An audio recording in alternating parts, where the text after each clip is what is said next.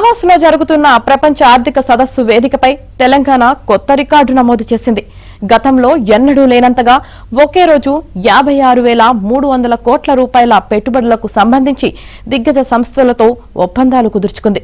ఇంధన రంగంలో దేశంలోనే పేరొందిన సన్ పెట్రోకెమికల్ సంస్థ రాష్ట్రంలో భారీ పంప్డ్ స్టోరేజీ జల విద్యుత్, సౌర విద్యుత్ ప్రాజెక్టుల ఏర్పాటుకు చేసుకున్న 45,500 కోట్ల రూపాయల ఒప్పందం వీటిలో ముఖ్యమైంది. సన్ పెట్రోకెమికల్స్ ఎండీ దిలీప్ సాంఘ్వితో సీఎం రేవంత్ రెడ్డి, ఐటీ పరిశ్రమల శాఖ మంత్రి శ్రీధర్ బాబు సమావేశమయ్యారు. అనంతరం కంపెనీ కొత్త పెట్టుబడులు ప్రకటించింది.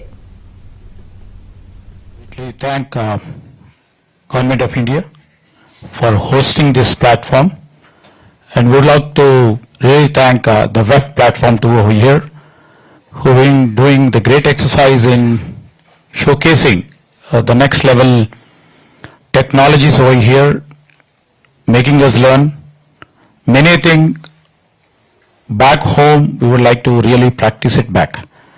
As Honorable our ex-Chief Minister and Chandrababu Naidu Garu and erstwhile Andhra Pradesh, and he's been an icon definitely in terms of getting new technologies, as we just heard about his thought and his vision. And I'm proud to say that this is our second visit, and we got very productive investments for our state. And on the whole, I would like to say that India stands first for us, and later the healthy competition between the states. We may not count upon the huge investments got to Maharashtra, but we would like to really have a little competition with Maharashtra in times to come, and also see that we grow, and ultimately the India should grow, the union of states should grow, and this truly reflect the federal principle of our nation. And in the process, our Chief Minister, in the process of making the 5 trillion economy, the vision which has been inscribed by our Honorable Prime Minister, we would like to contribute.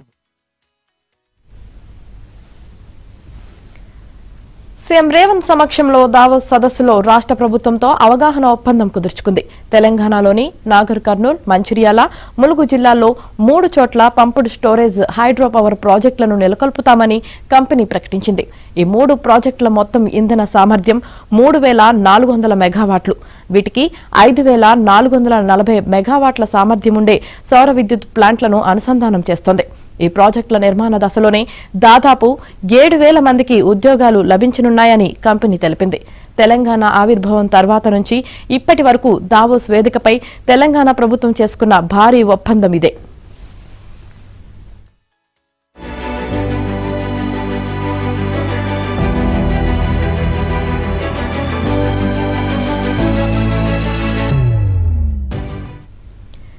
తెలంగాణలో 10 కోట్ల రూపాయల పెట్టుబడితో కృత్రిమ మేధ data centre క్లస్టర్ను నెలకొల్పేందుకు Control S data centre limited company Telangana ప్రభుత్వంతో అవగాహన ఒప్పందం కుదుర్చుకుంది. 400 మెగావాట్ల సామర్థ్యంతో ఈ డేటా సెంటర్ నెలకొల్పుతామని ప్రకటించింది. ఈ ప్రాజెక్టుతో దాదాపు 3,600 మందికి ప్రత్యక్షంగా, పరోక్షంగా ఉద్యోగాలు లభిస్తాయని ప్రభుత్వం తెలిపింది.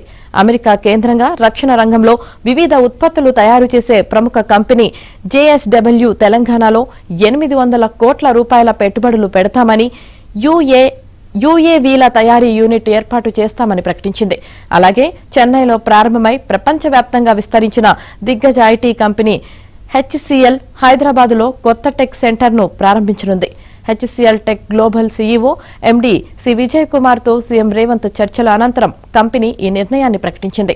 హైటెక్ సిటీలో 3.2 లక్షల చదరపు అడుగుల విస్తీర్ణంలో దీన్ని ఏర్పాటు చేస్తామని, దీంతో దాదాపు 5,000 మంది ఐటీ నిపుణులకు ఉద్యోగాలు లభిస్తాయని కంపెనీ తెలిపింది.